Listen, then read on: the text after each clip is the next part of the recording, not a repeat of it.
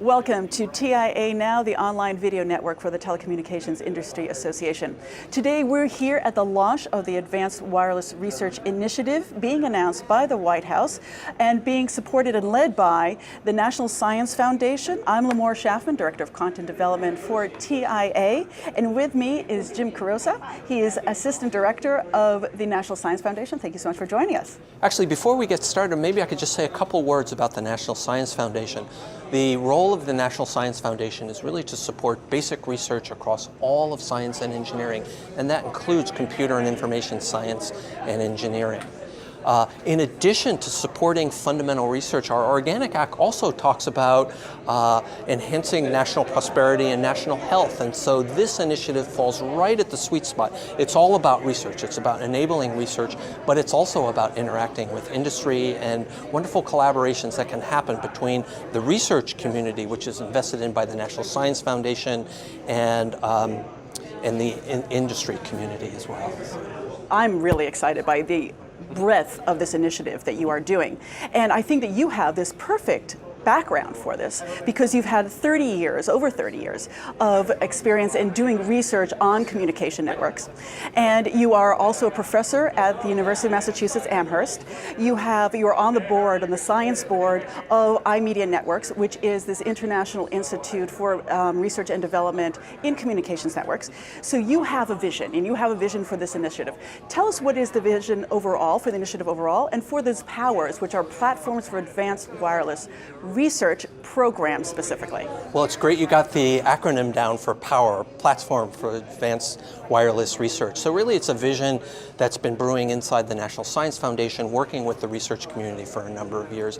And let me tell you what I find particularly so exciting about this, because this is a real collaboration between industry and also the academic research community. It provides us an opportunity, us being the research community in the United States, to be able to take ideas out of the lab and try them at scale, or in the wild, as we sometimes say, out in real life. At the heart of POWER, the Platforms for Advanced Wireless Research, is this notion of having 4 test beds where there'll be city scale and the opportunity to try out new ideas, both at the radio level and up to the network protocol level and up to the application level, to really try them out in the field.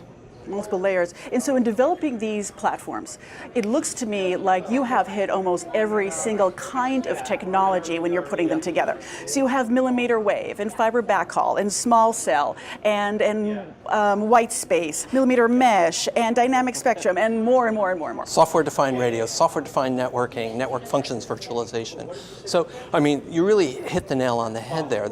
One of the goals of POWER is to be able to enable research at lots of different layers in what we would call the network and application protocol stack. So really starting down at the physical layer, the ability to innovate and try out research ideas in millimeter wave and dynamic spectrum sharing, moving up into the network layer. One of the things that wireless networking researchers always say, they talk about cross-layer activities that have to happen, because the radio network has to really be engaged with what's happening up at the application level and the networking layer in between. So it's really important that these test beds have these different components, because really for an end-to-end solution, when you think about what folks might want to do, for instance, with Internet of Things, you're working all the way up from the application level all the way down to the radio access network. And so those many components that you mentioned are very, very important in these test beds.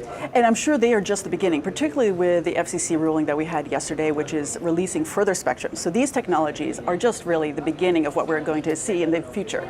So when these future technologies get developed, how do you anticipate incorporating them into the POWERs going forward? Right, well, you're absolutely right. Remember, these are research test beds, and technology changes very quickly, and we're looking at research ideas that one hopes will actually see themselves in practice in 5 and in 10 years down the road, and we don't even know what some of those technologies are going to be. So it's very important to be able to design these platforms component-wise, if you will, so that one can move new ideas in and out, new components in and out as some of the technologies change. And it will allow researchers to experiment with combinations of new technologies and some legacy technologies that are a little bit more hardened and bulletproof.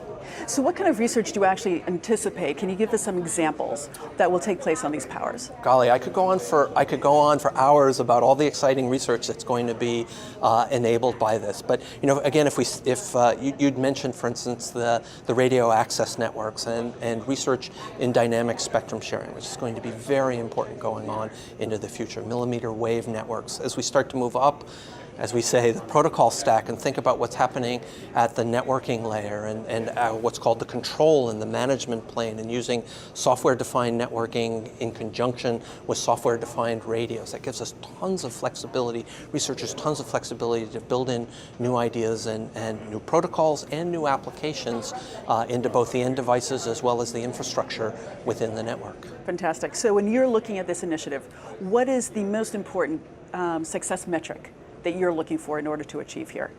Oh, that's great. Metrics are always important. Actually, the National Science Foundation has been involved in other testbed activities. For instance, the Global Environment for Network Innovation, GENI.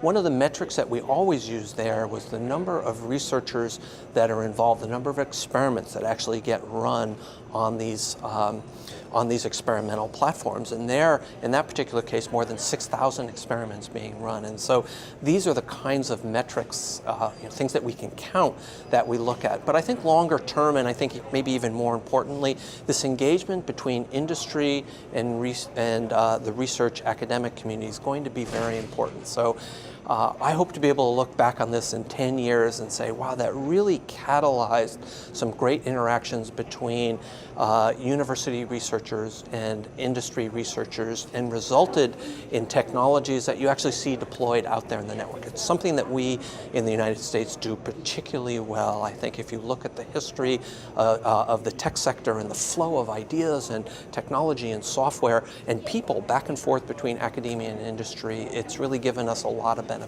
Wonderful. Jim, thank you so much for joining us today. And thank you and congratulations on this very exciting day. I hope you have a wonderful time. Thanks again, Limor. It's very nice to be here. Thanks. And thank you so much for joining us. For more videos, please visit tianow.org. So long.